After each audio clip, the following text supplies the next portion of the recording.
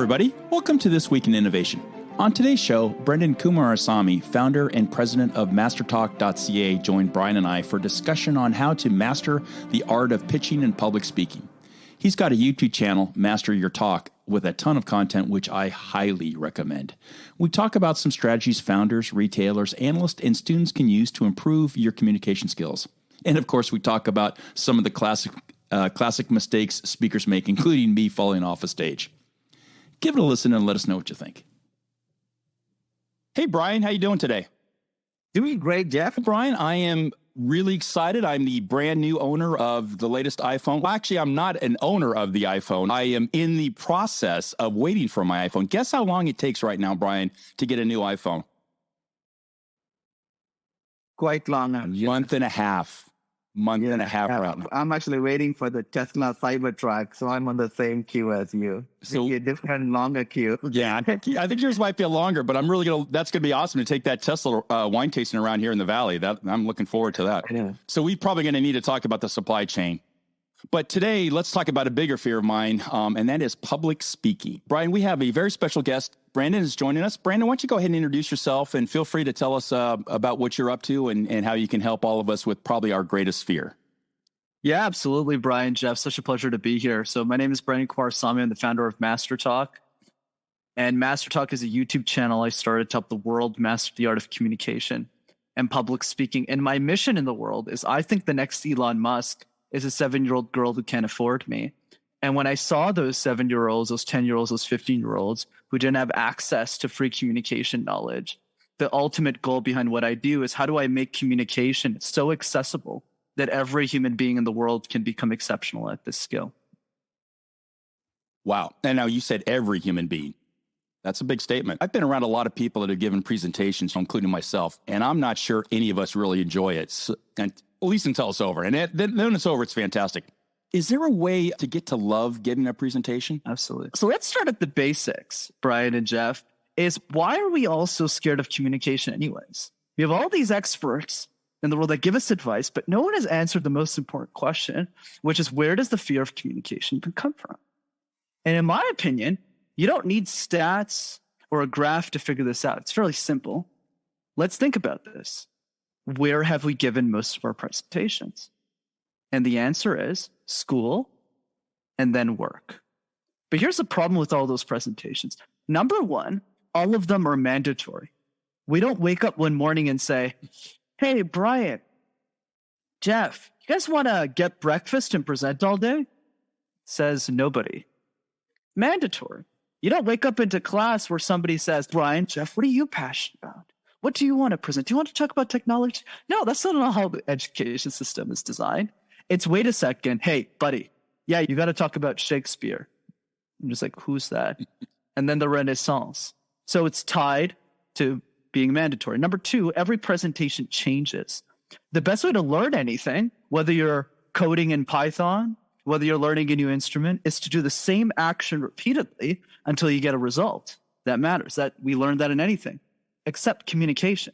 Because when you're in history class, you go to math. And then when you go to math, you go to science. And then you get to computer science and university, you're still switching. Then when you're in corporate, all of your presentations are stressful at Google, and then you're switching presentations again. Not the best thing. And number three, every presentation is tied to a punishment. It's never, hey, Jeff, give this presentation. Let's cheer you on. No, it's, hey, by the way, Jeff, this is 20% of your grade. If you mess this up, you're going to get a 0 and an F. And then when you get into corporate, Brian, don't forget that you should do well in this presentation. But in case you don't, that promotion you wanted, yeah, that's not going to happen. So we see communication. We're conditioned to believe as human beings that communication is a chore, not something that we like to do. And that is the big issue. How do we flip that switch? I fully agree with you, Brenden. This also is same for founders as well, right? If you don't get that pitch, especially when you're trying to start your first company and trying to get a bunch of angels, agree to it, trying to explain to them a complex technology, or walk down in Sandhill Road and pitch that exact same problem because it's very conditional. So, Brian, that's interesting. So when you're pitching, are you pitching from obviously you're pitching a deck, but are you pitching from a script or do you have your data and you're pitching to your data? In other words, when I would give a presentation, fortunate. I got to rely on a lot of data. So I just got to interpret the data. I literally never, ever had a script. Never had to, because but I lived with the data for weeks and months, and then I could just unpack it.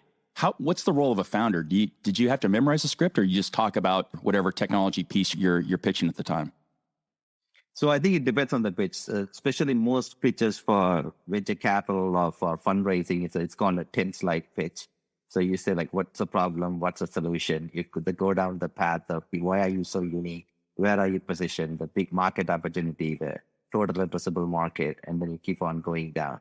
And why are you the right company? And how much money you need now for this round, and what will you do with it? So that's the standard 10-slide deck.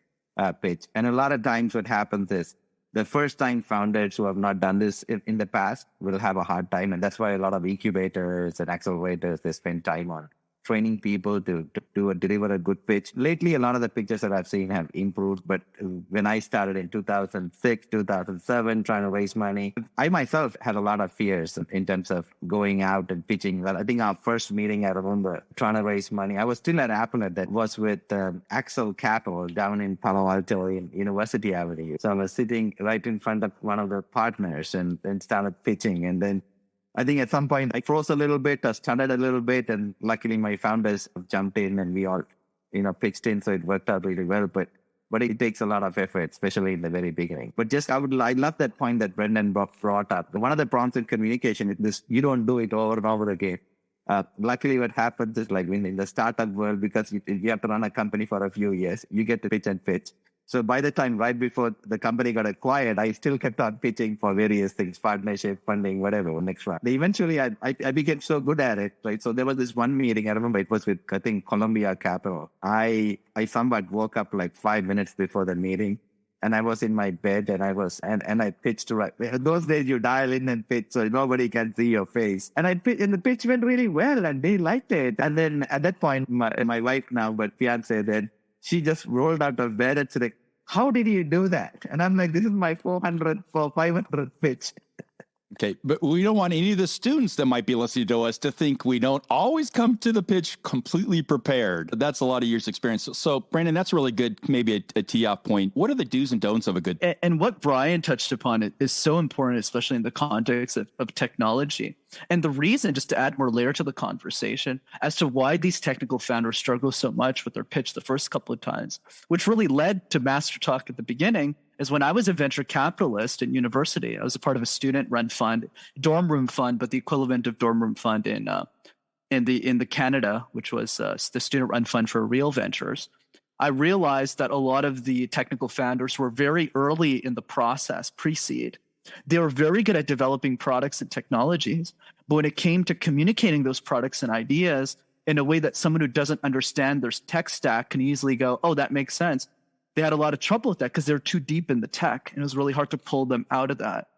So when we go into the do's and don'ts, I would say the biggest do that nobody does is study the past to better explain the future.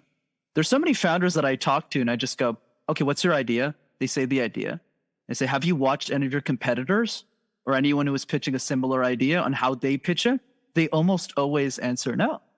And I think that's absolutely crazy. I was like starting with the easiest wins first. The understanding the past is the best and easiest way for a founder to pitch the future. I'll give you a super easy example with this. When Reed Hastings started Netflix, and it was a DVD company at the time in the late 90s, early 2000s, it's a lot easier for somebody like Reed Hastings to pitch Netflix like this, which is, are you tired of waiting in line at Blockbuster, where you get late fees all the time, where all of the best movies are already rented out, and where you have to go all the way back, spend money, and not get a great experience, versus a system where you can really pick any movie you want. You don't have to leave your house, and there's no late fees. It's a lot easier to take the past, explain the present, whereas most founders focus too much on the future, and they don't actually understand the past. Because as human beings, whether you're an investor, you're a customer, any stakeholder, everyone's tied to the past. That's what they're using. That's what they believe is the truth. And they don't believe in a better version of what they're already using. So you need to first explain the past, like how Steve Jobs explained the iPhone, internet, phone, and music all in one device. But he also went on after he said that, hey, this is a BlackBerry, and this is why BlackBerries are outdated, because they got physical keyboards, and that doesn't make sense in today's day and age because it takes up 30% of the screen. So you're also explaining why the past doesn't make sense for the future. And that's the easiest thing founders can do, is study their competition and just ask yourself a simple question. How can I use one thing from what they're pitching and reapply it into my own? What's really interesting about that is I would agree with that. One of the big mistakes I've seen in almost every startup that's pitching me as a retail analyst, a lot of them, if they're horizontal technology, they'll throw up the slide. And so I'm a retail guy. So what do we have in retail? We have things called distribution centers and stores. What do you think the horizontal tech guy would put up on the screen to present to the retail guy? Central office, remote office. Simple. Tailor your message to the audience that wants to receive it. If you're a vertical, take 10 seconds to verticalize your story. If you don't, you immediately tell the people, I don't respect you enough. And I don't know, that might be something to respect the audience. One of the other big mistakes that I've seen founders make with retail, especially to retailers, is for some reason, the 20-something-year-old startup wants to insult a $4 trillion industry by saying, yeah, you guys are dumb. You don't really know what you're doing. Let me tell you how to do this new way. And I was literally sitting with a couple of CIOs. Brian, actually, that might have been at your event at RevTech when you guys did that sort of round robin. And I was sitting with a couple of CIOs that I know very well. And the guy gets up and it was just like a 2-second little throwaway to get into his pitch, but he just went and insulted a $4 trillion industry. And two CIOs I was seeing with, just steam was coming out their ears because it's just insulting. Oh, you guys really don't know what you're doing. You only feed and clothe the world. You're only 50% of or 70% of the U.S. economy, consumer spending, all that sort of stuff. So I think also one of maybe the most important things, you better respect your audience. If you don't, I just think that trying to be too sarcastic-y or smart-alecky, it doesn't sit very well. Now, maybe that's an age thing, but to me, it's a respect thing. Absolutely. Completely agree with that. And I think if there's anything we can learn from founders in their 20s who have done exceptionally well, like Mark Zuckerberg or the Collison brothers with Stripe, is that we need to mature really quickly as executives, regardless of how old we are, so that we can build allies, not enemies, which brings us to the second most important do, which is the founder point of view. The most important part of a pitch is not all of the 10 slides in the deck, even if Brian was completely correct on that. That's how the standard pitch goes. The most important part of the pitch is how you answer questions at the end. Because what the venture capitalist is trying to figure out, even if your thesis is correct on where you're going and how you're doing it, they're figuring out who is the person that we should be betting on for that thesis. Who is the person who has the deepest insight and knowledge in that industry? So going back to, I'm sure, a book that you've all recommended hundreds of millions of times on the show, Peter Thiel's 0 to 1, what he argues in that book is what is the truth that you believe in that most people disagree with you on? In the context of a pitch, how that gets translated to is what are the points of view, the beliefs that you have about your industry that most people in your industry don't really understand as deeply as you do or fundamentally disagree with. And it's that point of view that you need to communicate frequently in the way that you communicate a pitch or an idea so that venture capitalists find you more compelling as a founder, as an individual, and then they buy into the company after. And that's what we've seen with pretty much every success story is they have a deep understanding of their industry regardless of their age. Yeah, interesting. I fully agree with that thesis as well, Jeff, because I think what happens, especially I think the more and more in the early stages, this is even far more important because there is all the numbers, all the hockey sticks that you see are fake because every founder comes with a hockey stick. Hey, I made some of those hockey sticks. Slow down on that. Slow down on that. So as a VC, you're sitting on the other side, just like Brenden said, you are essentially trying to figure out which founder to bet on, right? Which horse to bet on. Yeah, which is this the right founder to bet on? Because you're essentially putting all your ideas and the thesis on the given founders. One is of course knowledge of the industry. The other is also his ability to adapt and move fast and get it executed. Which is I fully agree with that. I think that this is a really interesting point. One thing I've always been interested in, Brenden, in your point of view on this is, and we used to see this at Gartner all the time with analysts that, be careful how I say this, I wanted to show how smart they were. And these weren't necessarily informal presentations, but more in what we would call one-on-ones, where you're talking to a vendor or talking to somebody, and the sense was, hey, I'm really smart because I went to here, I went to there. And fortunately, being a proud alum of California State University, Chico, I never had to try to brag about my alma mater, although Brian and I both are very proud Chico State grads. I found that just listening was always a better idea. And I'm just curious what your thoughts on that is. If you've got 30 minutes to do a deal, how do you come in? Do you come in saying, hey, I'm super smart because here's all my whatevers, or you just get in and say, no? What's your professional advice on that? I love this piece of advice, that question rather, Jeff. So the way that I approach it is, regardless of what the state is for the investors, for the stakeholders, you need to be bulletproof as much as possible as the founder. So here's a quick exercise that people can do that I teach my clients on that you can just implement. And I call it question drill. So let's say I'm sitting down with a Brian or an executive in tech. What we do first is we figure out what are all the possible questions that investor is going to ask you. So we get a bunch of people who are really smart, and they just grill you for an hour or two until you either have an answer to every question and or a slide on each answer, so you're prepped mentally for anything that could happen before you enter the room. That's one piece. The other piece is you definitely want to showcase the way that you communicate your ideas. But a lot of the times, unless you're a demo day and an accelerator, a lot of the pitching is not really formal anymore based on the people I talk to. It's more like you're both sitting at a coffee table or in a boardroom somewhere, and you're just explaining it with a laptop, and it's a very informal conversation. So what I would encourage founders to start thinking about is make sure that it's very clear to the investors you're speaking to, the shortest amount of time that you have product market fit, that you have traction, and that you have a clear idea on where you're going. And then from there, make it a conversation. But at the same time, it's important to keep in mind that a lot of founders who are really successful are also very eccentric characters, where they go, this is the way I need to go because that's the point of view I have as a founder. So how do you balance all of those things? I think for me, the key is if you know the answer to every question you're going to get asked on beforehand because you prep so much, you're going to be able to also practice answering the answers to the questions in a calm way. Because there's a big difference between saying the exact same information versus going, version 1, you don't know what you're talking about. This is actually the answer. Versus, hey, Brian, I really like your point of view here, but here's another path to consider. But you can't do that, especially if you're a technical founder pre-seed, if you don't prep before, because you don't have that experience to navigate those waters with people who have a lot more capital or I guess a bit older and not as susceptible to new ideas and change.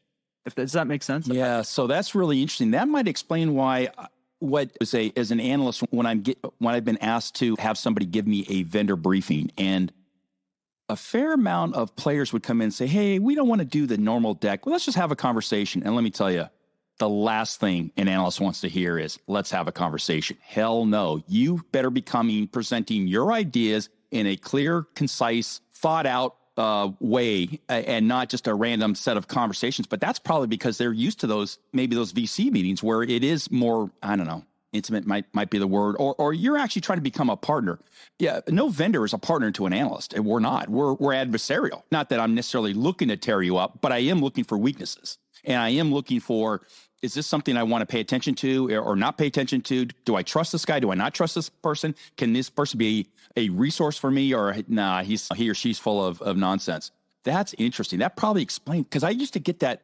I cannot tell you how many times, oh, we don't really want to just give you a formal presentation. Oh, yes, you do. You absolutely want to give me a formal presentation. One thought out, because you only have a half hour, and I'm not sitting down to become your next best friend. That's interesting. That probably explains. And so I guess that kind of sets up the scenario where you better understand what audience you're talking to and what's the appropriate communication vector in that audience. Great points about founders. Now let's talk about retail executives that are going to give a presentation 1 or 2 times a year at an end user conference. They're a multi-million-dollar player for a software provider. Somehow they twist the arm to get that executive to come to a conference. Probably don't do a lot of public speaking. What's your advice for those people? Because I have seen horrible presentations from these folks. Absolutely. So here's a tip that applies to both retail execs and founders. That is the easiest trick in the book. If you just apply that from this 30-minute conversation that we're having, you're easily going to get results. All my clients get them in a week. So the framework is called puzzle. As kids, we used to play with jigsaw puzzles, those little toy puzzle. So if I asked both you and Brian a simple question, it's not a trick question, is if you're working on a jigsaw puzzle, which pieces would you start with first and why? The corner. I assume a corner. Absolutely. The corner, and then build out from our front. Or the edges. Yeah.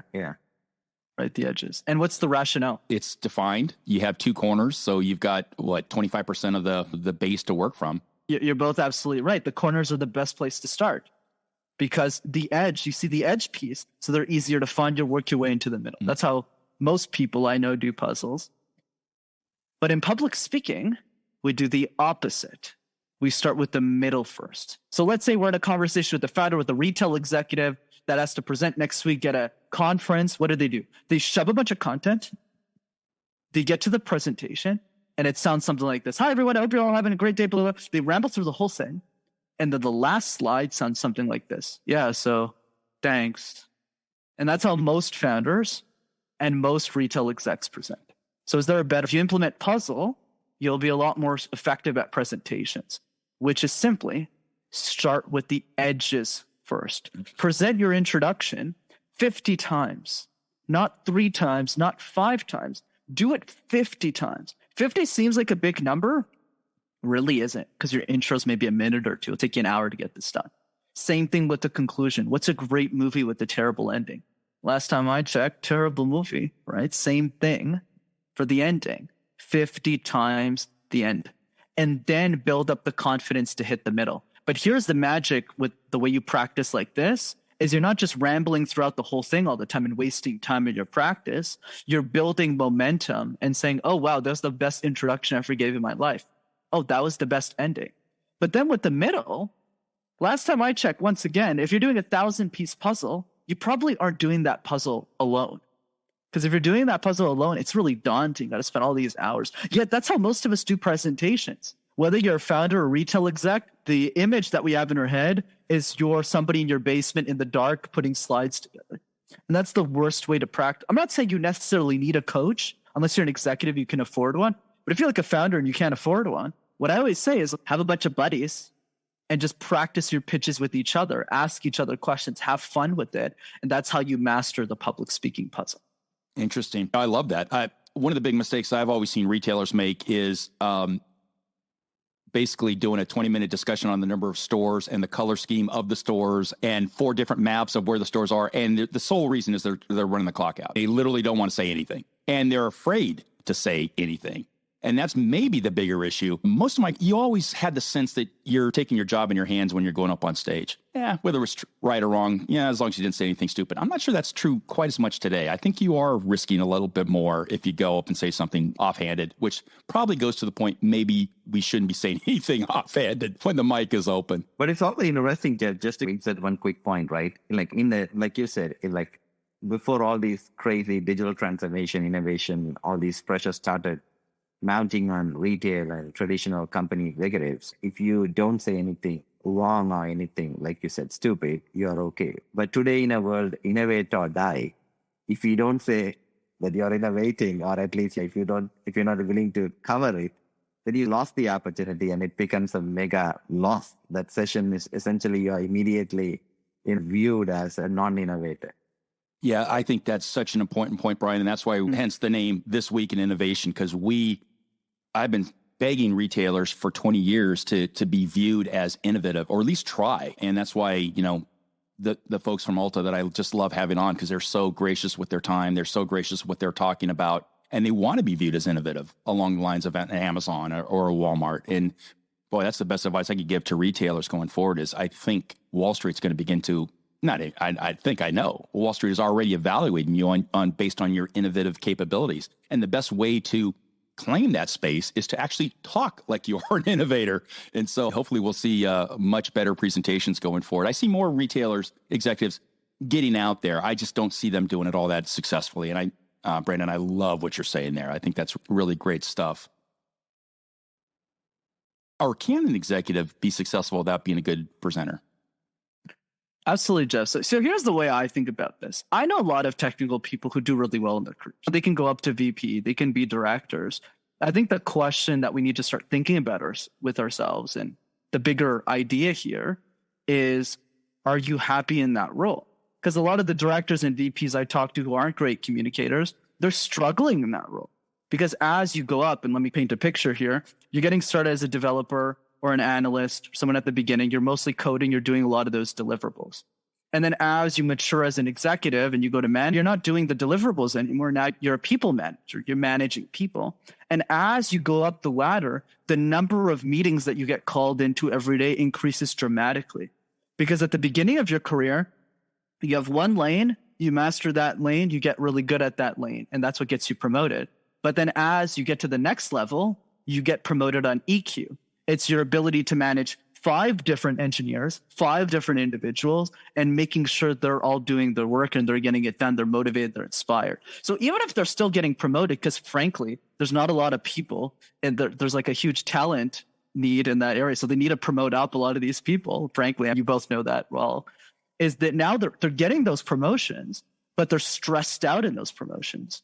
Like I know somebody who's a senior product person at Amazon in New York City is struggling because they got the promotion because they're saying, okay, now what? Now, so here's the way I think about it. And this is probably something everyone should write down. If you are just 20% better as a communicator than everyone else in your role, you will stand out 100% of the time. Let me repeat that again. If you communicate just 20% better than everyone else in your industry in that role, you will stand out 100% of the time. Why is that? Because the person who's an SVP or C-suite executive, even some of them don't communicate that well either, they're going to look back at you and say, wow, this person is a really good communicator. You'll stand out. Because the only difference when you get to manager to get up is just communication. Because all of them are supremely good at delivering a result. Now it's just about how good are you at managing people, and do people leave not just informed, but more importantly, inspired when you give them feedback and when you have conversations with them. So yeah, bottom line, you can get promoted, but you'll struggle. Yeah, really interesting points. What do you do when you make a big mistake in a presentation? So it depends on the context of the mistake. So if the mistake is gargantuous, like $100 million loss or something really big, you want to always reassess and say, okay, what is the process and how I prepare for that presentation? And a big mistake I see most executives make, where the deal is multiple millions, multiple 8 figures, is they're not doing question drills.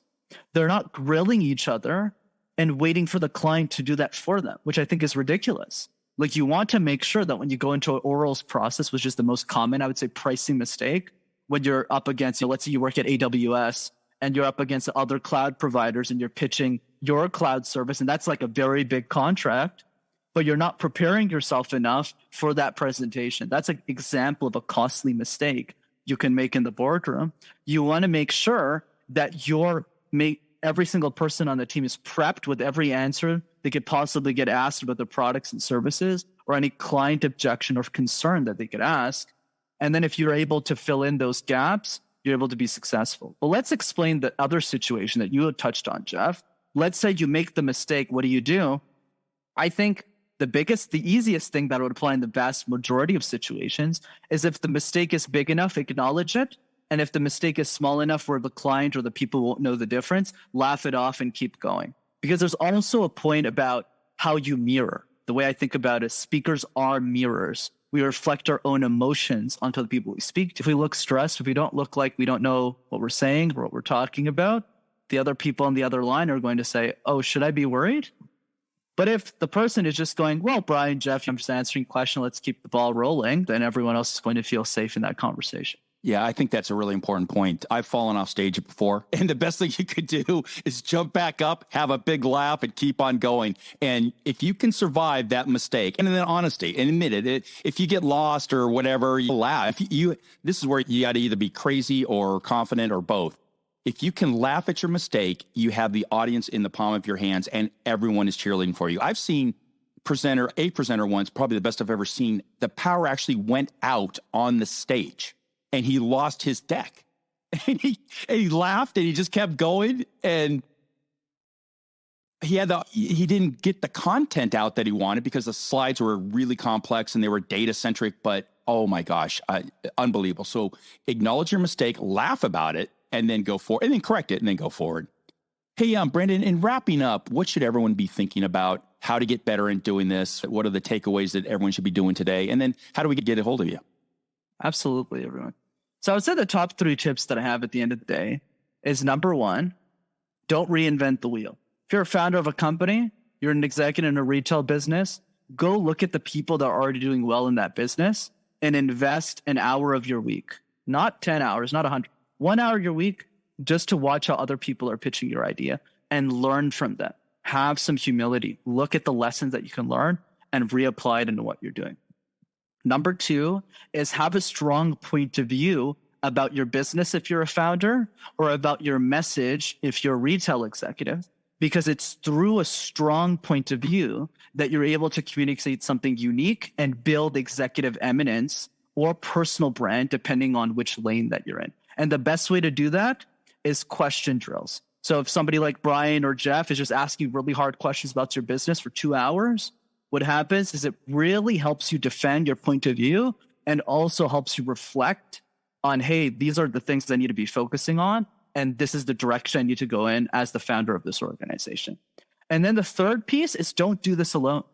Work with other people who are in the same class as you. If you're in Y Combinator in a badge, work with other people in the badge. Don't be competitive, be collaborative. That's the best way to improve a pitch, because even somebody who's in an industry that's not your own can give you an insight on your ideas and what you're doing that you wouldn't have thought of yourself.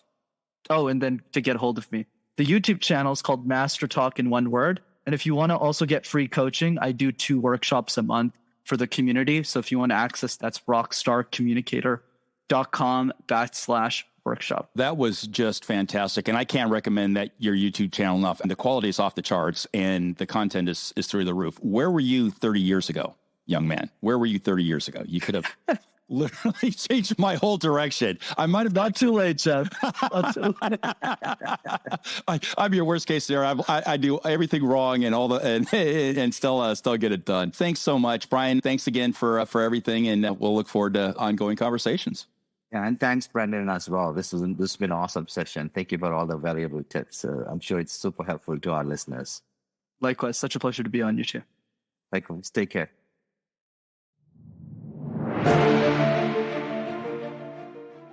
Thanks for tuning into today's episode. For more info, refer to the pod notes below.